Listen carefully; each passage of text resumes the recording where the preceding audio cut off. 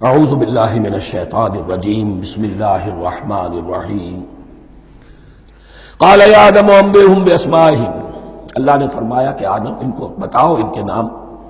فلما انباہم باسمائہم، تو جب انہوں نے بتا دیے ان کو فرشتوں کو ان کے نام، قال الم اقل لکم انی اعلم غیب السماوات والارض، تو اللہ نے فرمایا کہ میں نے کہا نہیں تھا کہ میں جانتا ہوں آسمانوں اور زمین کی تمام غائب چیزوں کو جو تمہاری نگاہوں سے بھی اوجھل ہے، غیب.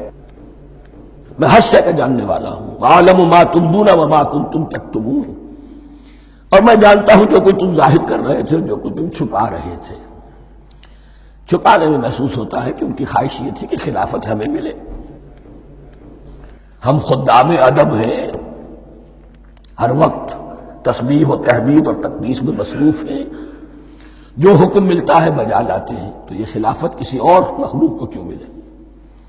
یہاں صرف یہ اور بتا دوں کہ یہ چونکہ اب ایک تیسری مخلوق کا ذکر بھی بعد میں آئے گا. 3 صاحب تشخص مخلوقات ہیں اللہ کی، صاحب تشخص، صاحب شعور، جن میں میں کا شعور ہے. انا، میں. ایک ملائکہ ہے، ان کی تخلیق نور سے ہوئی ہے. ایک انسان ہے جن کی تخلیق گارے سے ہوئی ہے. ایک جنات ہیں جن کی تخلیق آگ سے ہوئی ہے. باقی حیوانات ہیں، ان میں شعور تو ہے، خود شعور ہی نہیں ہے. Self consciousness, there is a world of difference between consciousness and self consciousness. انسان جب دیکھتا ہے تو اس کو یہ بھی معلوم ہے میں دیکھ رہا ہوں. کتا بلہ دیکھتا ہے، اسے یہ اندازہ نہیں ہوتا کہ میں دیکھ رہا ہوں. دیکھنے کا ایک نتیجہ ہے جو نکل آتا ہے، لیکن میں کا وجود نہیں ہے.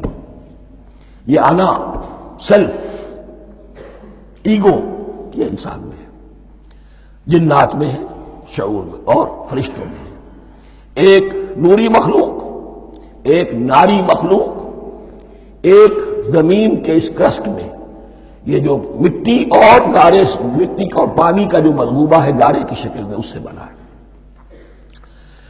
قال یا آدم انبئہم باسمائہم فلما انباہم باسمائہم قال الم اقل لکم انی اعلم غیب السماوات والارض واعلم ما تبدون وما کنتم تکتمون وَإِذْ قُلْنَا لِلْمَلَائِكَةِ اسْجُدُوا لِآدَمَ فَسَجَدُوا إِلَّا إِبْلِيسَ. اور یاد کرو جب کہ ہم نے کہا فرشتوں سے سجدہ کرو سب کے سب آدم کو، جھک جاؤ آدم کے سامنے. فسجدوا، ان سب نے سجدہ کیا، الا ابلیس، سوائے ابلیس کے. پہلی بات تو یہ سمجھیے کہ تمام ملائکہ کے سجدے کی ضرورت کیا تھی؟ کیا یہ صرف تعظیماً تھا؟ اور تعظیماً اگر تھا تو کیا آدم خاکی کی تعظیم تھی یا کسی اور شے کی تعظیم تھی؟ مکی صورتوں میں یہ بات 2 جگہ واضح کی گئی ہے. فَإِذَا سَوَّيْتُهُ وَنَفَخْتُ فِيهِ مِن رُوحِي فَقَعُوا لَهُ سَاجِدِينَ. جب میں اس آدم کی تخلیق مکمل کر لوں اور اس میں اپنی روح میں سے پھونک دوں، تب گر پڑنا اس کے سامنے سجدے میں. تعظیم اگر ہے تو آدم خاکی کی نہیں ہے، اس کے اندر جو ڈیوائن ایلیمنٹ ہے، جو ڈیوائن سپارک ہے، جو روح ربانی ہے، میری روح، اس کی ہے. اور نمبر 2، اس کی حکمت کیا ہے، علت کیا ہے، غرض و غایت کیا ہے؟ جیسا کہ میں نے عرض کیا، اس کائنات کی اس حکومت کے کارندے تو وہ ہیں. خلیفہ بنایا جا رہا انسان کو، جب تک یہ ساری سول سروس اس کے تابع نہ ہو، خلافت کیسے کرے گا؟ دیکھیے میں جانا چاہتا ہوں، چوری کرنے کے لیے جانا چاہتا ہوں، راستے میں کتنے فیکٹرز ہوں گے، کتنے فزیکل فینومینا ہوں گے. میں چلنا چاہتا ہوں، میں زمین کو دھکیلتا ہوں، زمین مجھے دھکیلتی ہے، زمین مجھے نہ دھکیلے تو میں کیسے چلوں گا؟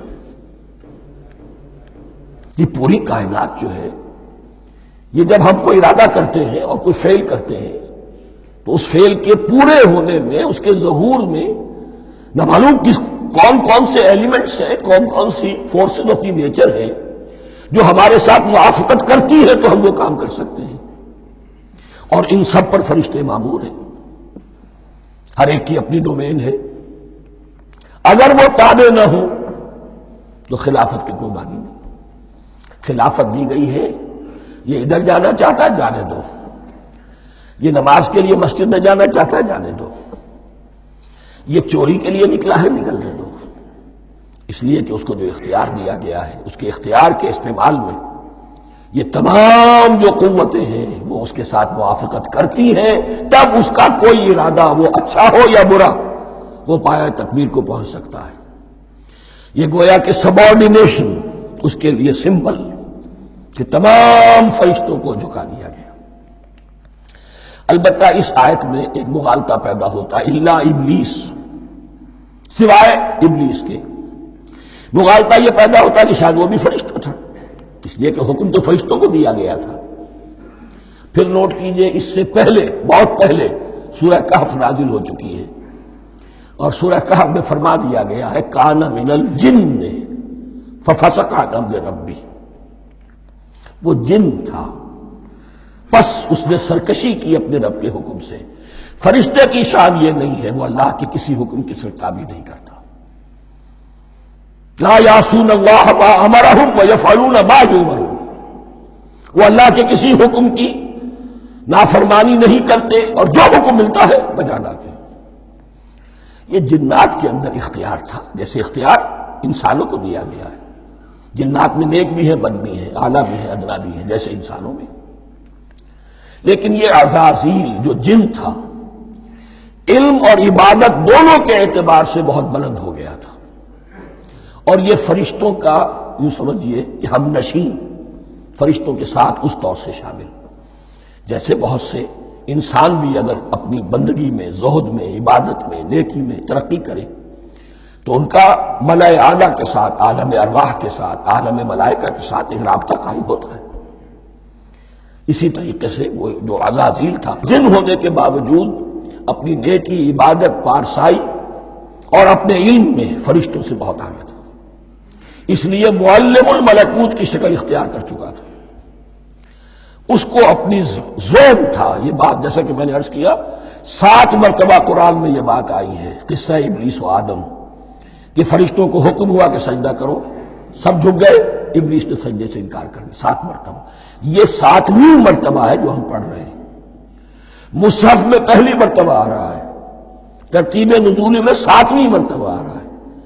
یہ آدم و ابلیس کا قصہ اس سے آگے سورہ اعراف میں آئے گا، پھر سورہ ہجر میں آئے گا، سورہ بنی اسرائیل میں آئے گا، سورہ کہف میں آئے گا، سورہ طٰہٰ میں آئے گا، سورہ صاد میں آئے گا، 6 مرتبہ مکی قرآن میں، 1 مرتبہ یہاں۔ تو یہاں اشارہ نہیں کیا، اس لیے مغالطہ ہو سکتا ہے، لیکن یہ کہ سورہ کہف میں آپ کو بتا چکا ہوں کان من الجن ففسق عن امر ربی، اس نے اپنے رب کے حکم سے سرتابی۔ ابلیس اس کا صفاتی نام ہے اب، اس لیے کہ اب لسیبلسو کے معنی ہوتے ہیں مایوس ہو جانا، یہ اللہ کی رحمت سے بالکل مایوس ہے، اور مایوس جو ہو جائے وہ شیطان ہو جاتا ہے۔ اب میرا تو چھٹکارا نہیں ہے، جتنوں کو برباد کر سکوں کروں، میری تو عاقبت خراب ہو چکی ہے، جتنوں کو اپنے ساتھ، ہم تو ڈوبے ہیں سنم تم کو بھی لے ڈوبیں گے۔ اب وہ شیطان اس معنی میں کہ انسان کی عداوت اس کی گھٹی میں پڑ گئی، اس نے اللہ سے پھر اجازت ملی کہ مجھے مہلت دے دے یوم یبعثون، قیامت تک کے دن کے لیے، تو میں ثابت کر دوں گا کہ یہ آدم اس رتبے کا حقدار نہ تھا، مستحق نہ تھا جو اسے دیا گیا۔ انا خیر منہ، میں اس سے بہتر ہوں، خلقتنی من نار وخلقتہ من طین، تو نے مجھے آگ سے بنایا، اسے گارے سے بنایا۔ لیکن یہ تکبر ہے در حقیقت کہ جس نے اسے راندہ درگاہ حق کر دیا۔ وَإِذْ قُلْنَا لِلْمَلَائِكَةِ اسْجُدُوا لِآدَمَ فَسَجَدُوا إِلَّا إِبْلِيسَ أَبَىٰ وَاسْتَكْبَرَ، ابا اس نے انکار کیا، واستكبر اور تکبر کیا، استکبار کیا، وَكَانَ مِنَ الْكَافِرِينَ۔ کانا عربی زبان میں 2 طرح کا ہوتا ہے، تامہ، ناقصہ۔ ایک معنی یہ ہو سکتے ہیں کہ ہو گیا، اب اپنے اس استکبار اور انکار کی وجہ سے کانا من الکافرین، وہ کافروں میں سے ہو گیا۔ ایک کانا تامہ ہوتا تھا ہی کافروں میں سے، یعنی اس کے اندر سرکشی چھپی ہوئی تھی، اب ظاہر ہو گئی۔ یہ معاملہ ہوتا ہے، کسی شخص کی بدنیتی اس کے اوپر پردے پڑے رہتے ہیں نیکی کے، زہد کے، کسی خاص وقت میں آ کر وہ ننگا ہو جاتا ہے، اور جو اس کے اندر تھا اصل اس کی حقیقت وہ سامنے آ جاتی ہے، اس کا امکان ہے۔ تو دونوں معنی اس کے ہو سکتے ہیں۔ صدق اللہ العظیم۔